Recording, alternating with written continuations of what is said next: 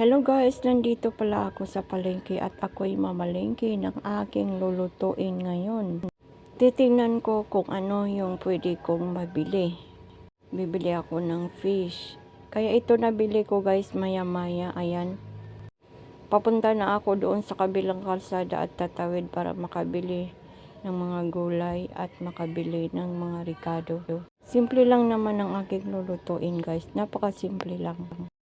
Favorito ko kasi ang pizza, yung mga dahon-dahon na yan. Favorito ko yan lahat. Masarap kasi yan sa gata. At bumili rin ako ng mga ricado.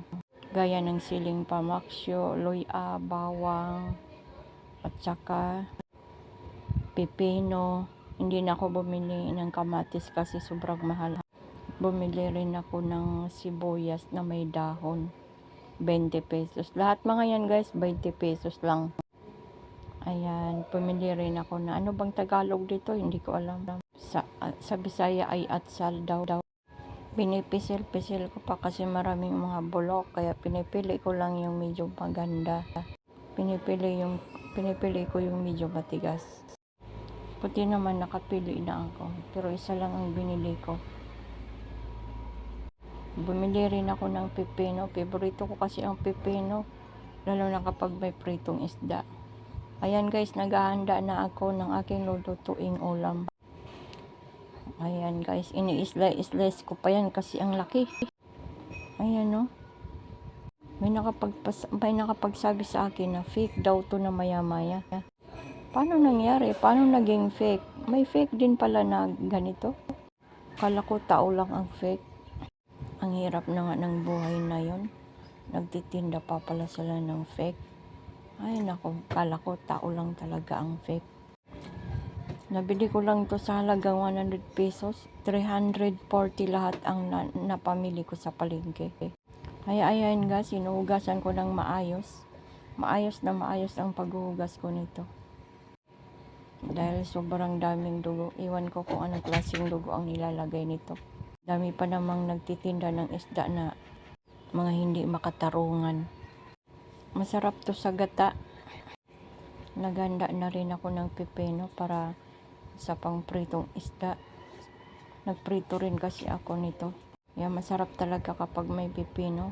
Tapos lagyan mo siya ng toyo, suka, sili, at saka sugar.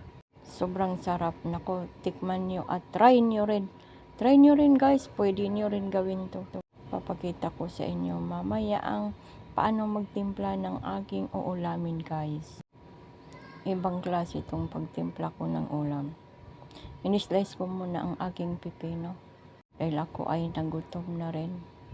Ang pipino ba mga guys ay pangpalinaw to sa mata. Dapat bago kayo matulog naglalagay kayo. Huwag naman ilagay sa loob ng mata niyo guys, baka kayo ay mabulag. Yung sa takip mata lang ba. Ayan guys, ina-arrange ko na ang aking ulam sa loob ng kaldero.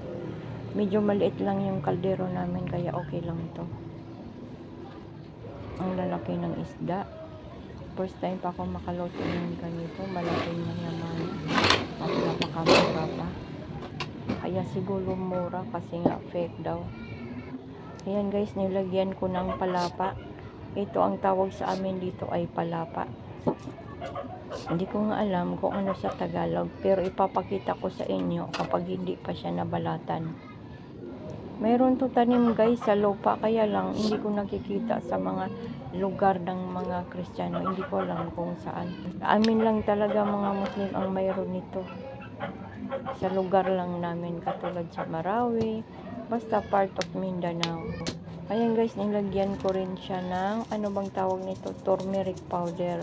Loyang dilaw ba? Masarap kasi yan sa mga ulam-ulam.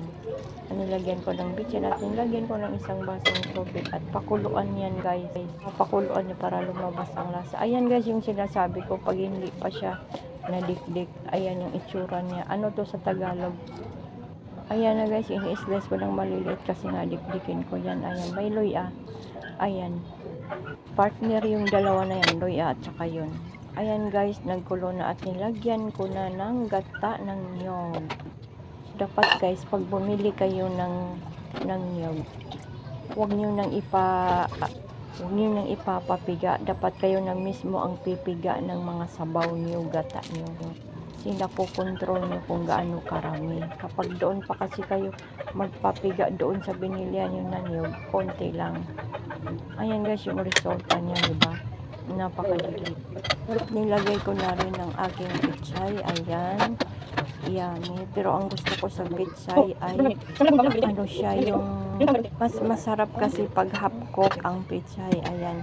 Ayoko yung malata na gulay. Ayan guys, nakita nyo na ang aking ulam. Ulam namin yan. Ayan. Pinirito at may pipino at may tamban. Ayan, tamban yun. Maraming salamat guys.